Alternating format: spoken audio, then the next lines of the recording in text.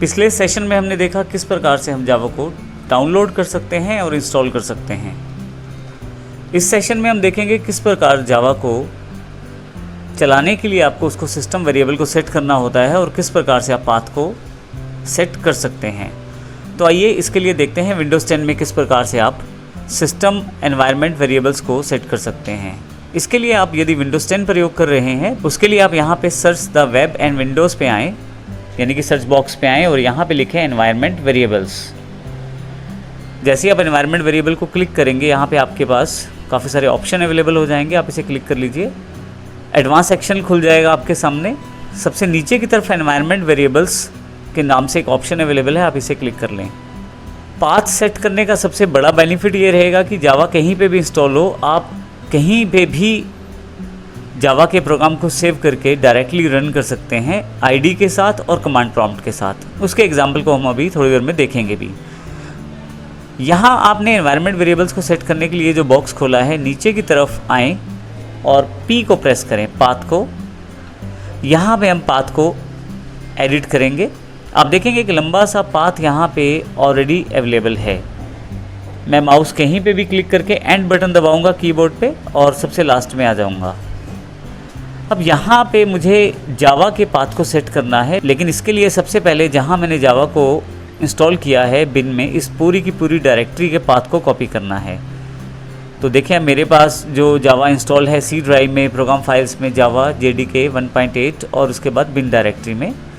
यहाँ सबसे लास्ट में मैं क्लिक करूँगा तो एक पाथ पूरा का पूरा सिलेक्ट हो जाएगा। राइट क्लिक करके मैं इसे कॉपी कर लेता हूँ।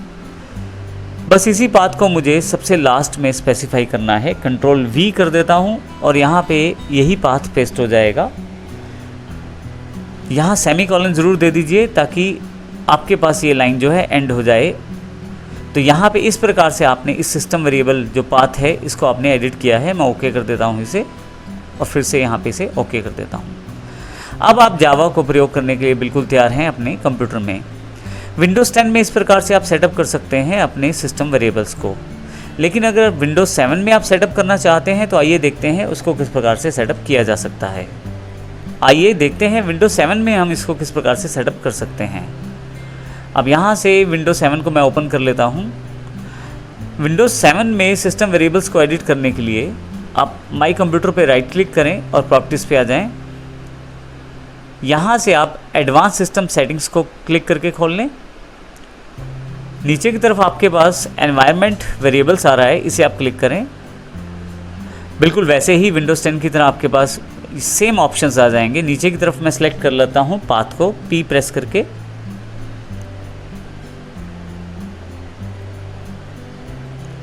पाथ को सिलेक्ट करने के बाद इसे आप एडिट करें और फाइनली फिर से आपके पास वेरिएबल वैल्यू और वेरिएबल नेम दोनों ऑप्शन हैं। यहाँ से वेरिएबल वैल्यू में जाकर मैं एंड का बटन दबा देता हूँ।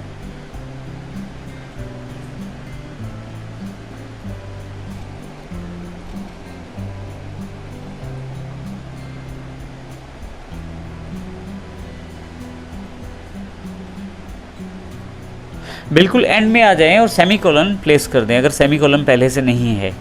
यहाँ पे कंट्रोल V से उसी वैल्यू को दोबारा पेस्ट करें जो हमने वहाँ पे कॉपी की है। अब यहाँ पे ध्यान दीजिएगा कि मैं विंडोज़ 10 वाले पाथ को यहाँ एग्जांपल के लिए कॉपी कर रहा हूँ, लेकिन आप जहाँ पे विंडोज़ 7 में जावा इंस्टॉल की है उसी पाथ को कॉपी करके पेस्ट कीजिएगा। प्रोसेस सेम रहेगा। सबसे लास्ट में सेमीकोलन प्लेस कर दीजिए, फाइनली ओके कर दीजिए और यहाँ से भी ओके कर दीजिए।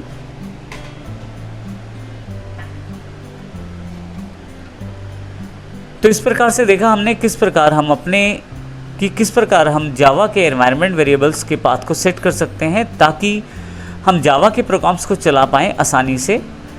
इसका सबसे बड़ा बेनिफिट ये है कि अब यदि आप यहाँ से कमांड प्रॉम्प्ट को ओपन करते हैं और यहाँ से आप जावा के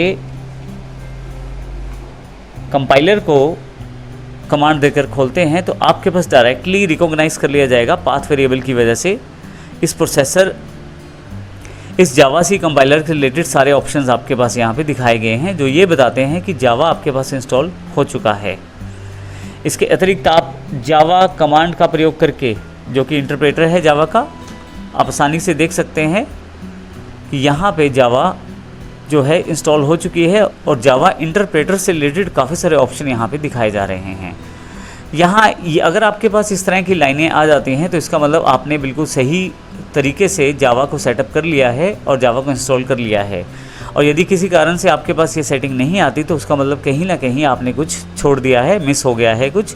तो आप सारे प्रोसेस को एक बार फिर से रिव्यू करें या उसे दोबारा करने की कोशिश करें ताकि आपके पास यहाँ तक के सभी ऑप्शंस प्रॉपरली आ जाएं।